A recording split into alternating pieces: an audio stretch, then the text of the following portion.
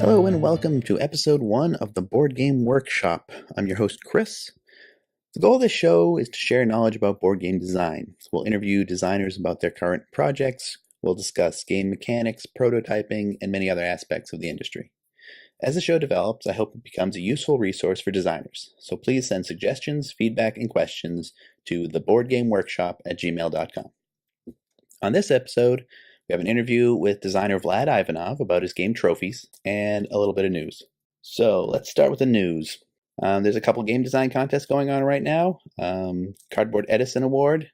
The deadline for entries are January 31st. So if you're listening to this quickly, you have about 2 weeks to get anything in for that. The Game Crafter is running 2 contests right now. They have a trick-taking contest that the deadline is March 6th, and a big box contest, which the deadline is June 5th. So a lot more time for those.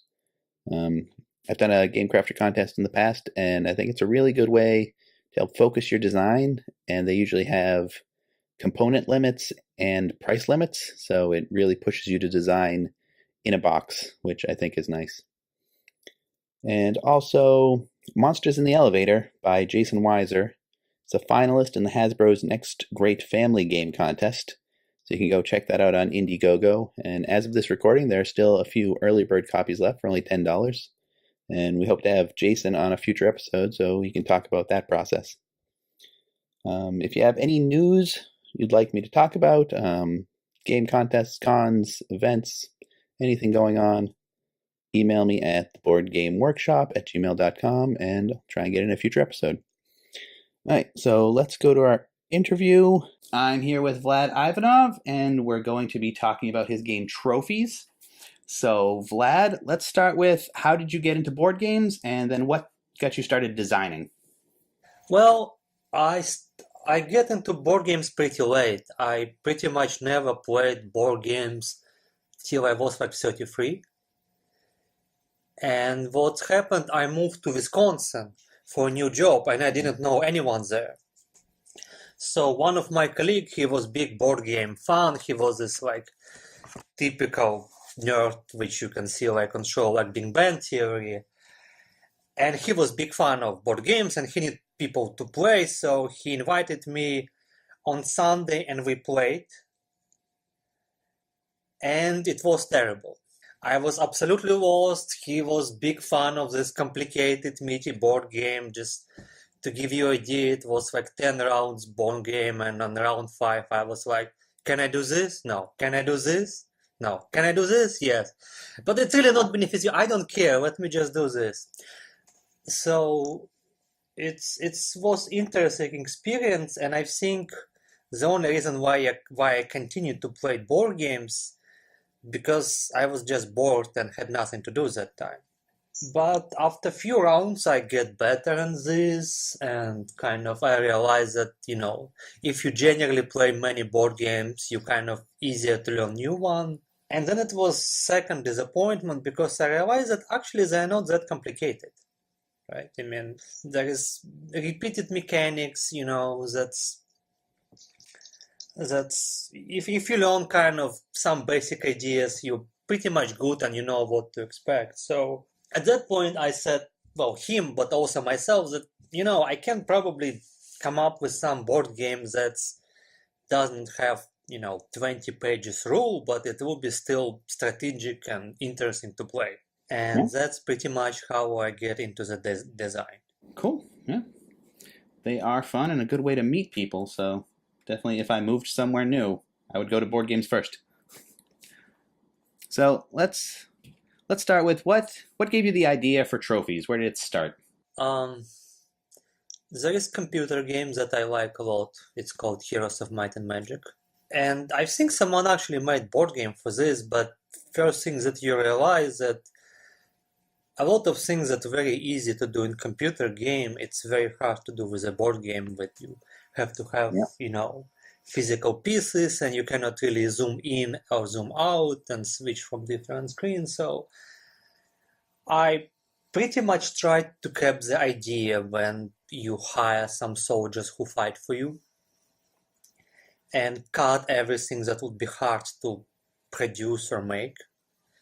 And, because it's my first board game, I try to start with something simple. And the most simple prototype to make is just deck of cards. You buy sleeves on Amazon, they cost like $5, then you have printer and you're done. All right, so why don't you describe your game for the audience so we know what we're talking about? Just a quick rundown of it. So this is your typical card drafting game. You get some amount of cards, you pick one for yourself, the rest of the cards you pass your player to the right or to the left, and so on. And each card represents soldier or creature in your future army. So this way you select for yourself 21 soldiers, /creatures, and then you have 5 consecutive battles when you fighting for trophies. That's the name of the game, with another players, and player with the strongest army can pick whatever trophy he wants, and then second one gets second pick, and so on. So that's pretty much your typical card drafting game, like Seven Wonders of Fairy Tales. What I kind of try to avoid in this game, in situation like when in Seven Wonders, when you pretty much build your city, and the only thing that you care is how many points your opponent has. It doesn't really affect you. So in this game you have a bunch of creatures that are wizard, and what they do, they change some properties or power of different soldiers, but not just for you, but for every player this round. This way you're not just building army for yourself or like attacking someone, you're actually changing rule for every battle. This way you kind of have to be involved and watch what other people do. All right, so I looked over your rules. It's a very interesting game. It looks like a lot of fun.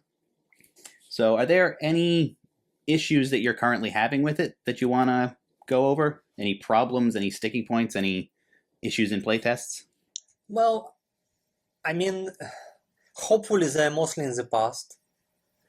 And one good point for someone, who design board games, some things might sound very interesting, but they might be completely unpractical just because of the time, because in first version of this game, it was auction game, so you have to like bet money and actually hire your soldiers, which sounds really cool until you realize that distributing 80 cards in that would be a long draft. Goes no way. So that was pretty much my first lesson. As soon as I play tested, I realized that it's not going to go well. So as much as I can see, design is more or less complete. And at least for me, how do I know this? You go to people and you play test it, and they give you some suggestions. And then you go second time, and some other people give you exactly opposite suggestions. It's pretty much tells you that you reach some, sort of equilibrium, and this game's as good as it will ever be. So, of course, it's a lot of fine-tuning, and, art for this game is still not done, but right now I am at the point when I'm actually trying to sell it to the publisher. Well, I did have a couple of suggestions. Please go ahead. So one thing is the card count. Mm-hmm. Now, I am not a professional publisher, so I'm not certain.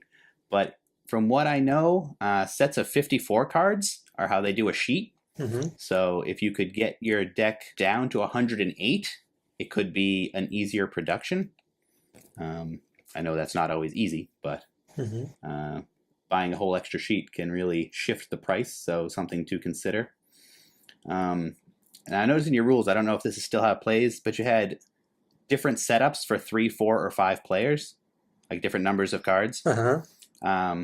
Personally, I think it would be easier for people to learn if you had one set up that worked for all 3 numbers. So maybe balance it out, so not necessarily all cards come out in each game. Just a shorter rule book usually makes people less frightened of a game. Yeah, that's a good suggestions. About number of cards, well, hopefully I will leave it to the publisher and they will figure out. I Yeah, mean, yeah, certainly game is flexible enough that you can increase or decrease yeah, number of cards without sacrificing any important part. And about 3 and 4 and 5 players, it's pretty much what I was trying to do. I had 80 cards and I tried to be practical and yeah, don't change number of cards involved per number of players because otherwise it would be just more expensive. yeah, yeah. But again, since I never published anything in my life, I have no idea if it's really worthy, you know, how much it will actually affect cost.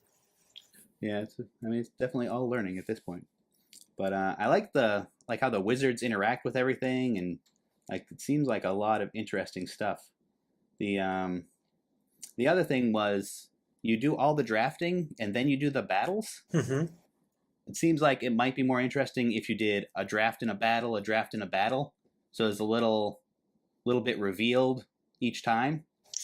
Yeah, that's something that people discuss a lot. Some people suggest what you suggest, some people kind of do it this way. Frankly saying, when you design it, just easier to separate it into stage. Yeah, Another yeah, thing that big part of the game that you have your army and you don't really want to spend it in first battle. true, true. So in a way it's auction game because in reality you probably can spend a little bit more soldiers and get first trophy. Question, Yeah. how long it will bring you. But yeah, that's another idea that's needs to be tested or tried at some point. So you already mentioned you're going to start looking for a publisher for this. So your plans not to do a Kickstarter, but you want to find a publisher to take it over and run with it. Yeah, as I learned, there is board game makers group in Boston, and I would Yeah, certainly recommend it because not only they play test, they have seminars, so you can just listen to publisher or to artist. And what was very decisive for me, just price, how much art would cost for this kind of game. yeah, that's usually the big hurdle. So, and at least other expenses you kind of pay per card or per set, but art is just chunk of money that you have to spend right away before you even like hope to sell at least one version. Yeah, So I would rather leave it for publishers. Another thing that I mentioned, many people who design board games, they do it kind of group, so it's easy for them to test. One of them is designer, another is artist. yeah, yeah. I don't feel like alone I have enough of time and energy and abilities to do it, so I will try to sell it to publisher. If I will fail, then I will decide what to do next. Well, I definitely think it has a chance. But I mean, it's from my limited experience, I can tell you that it's kind of uphill battle oh, definitely. because you very soon you realize that they get a lot of emails, and it's for them it's like you're just another guy. It's kind of Yeah. hard. I mean, another thing to look into is contests. I've had a bit of luck myself with different things. I know Cardboard Edison has a contest. Games are due January 31st. I don't know if you've heard about that one yet. I heard, yes, and well, so situation right now is that one of the publisher kind of expressed some sort of interest. Oh, that's cool. So, I mean, in a way, they ask for essentially prototype. So I will wait what they tell me. And Yeah. depending on this, I will either participate in this board game contents or, just give it to them and say, hey guys, do what you Oh, want. that's awesome. Best of luck on that. I know the waiting can be terrible. Yeah, I mean, one thing that realize that you have to be patient. Yep. These guys, especially now, it's Christmas, New Year, Yep. You lose basically a whole month. they're rushing, to finish games for the market. So I'm certainly not the first priority right now. Yeah. All right. So do you have any upcoming things you want to promote? Going to any cons to show off your game or anything? Or looking for playtesters? Any other games? Anything you want to promote? I just moved to Connecticut, so I cannot drive to Boston because it's 2 hours, so it's too much for playtesting. So I am in desperate need for some playtests. There is game designer group in New Haven, but when last time I was there, it was like 3 people, and one of them left like in 30 minutes. So playtesters are It's tough to important. get groups together. Yes, I'm being maybe a little bit naive and hopeful, but I start design my second game. So, if that's going well, I will maybe use this content that you just mentioned for that one. Um, yeah, I mean, I think I don't have enough experience to kind of make any definite promises or or prognosis. So we will see. We will see if I mean, we will see how Well, it goes. if you're anything like me, you can't stop designing once you start. So you're going to do it whether it works out or not.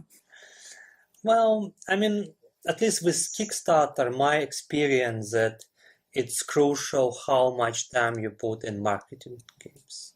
Yep. In fact, maybe even more crucial is the quality of your game itself. So I'd say that's probably true nowadays. that's the thing. But yeah, I mean, I will keep designing, and one or another way, I will find a way to publish these games. So hopefully you will hear about me at some point. Cool. Well, best of luck with that. Thank So you. if anything does happen with this or anything else, drop me a line and I'll put it in the news of future episodes, assuming this show continues. And if anyone wants to get in touch with you, you want to give out Twitter or Facebook or anything, if anyone online wants to talk to you? Just well, you can look me on Facebook. I don't have a Twitter, but I don't know. I don't know how wise it to give it my email, but let's assume Up to you. let's assume no one, unless no one will send me something inappropriate. It's Vlad Ivanov 78 at Gmail. So it's just my first name, my last name, and 78. So if you have any, suggestions about playtest group, about publishers, about designers, I would be very interesting because, I am a very young designer and I just moved in a new city, so I really need more contacts. Cool. Well, hopefully this starts getting you some contacts. That does it for episode 1. I hope you enjoyed it. Please send comments and questions, and I'll talk to you soon. If you'd like to get in touch with us, you can email the show at theboardgameworkshop@gmail.com. You can check out the website for show notes and links to things I talked about at theboardgameworkshop.com. You can check out our Facebook page, facebook.com/theboardgameworkshop. You can find the show on Twitter at the BG Workshop. And you can find me on Twitter at BlueCubeBGS.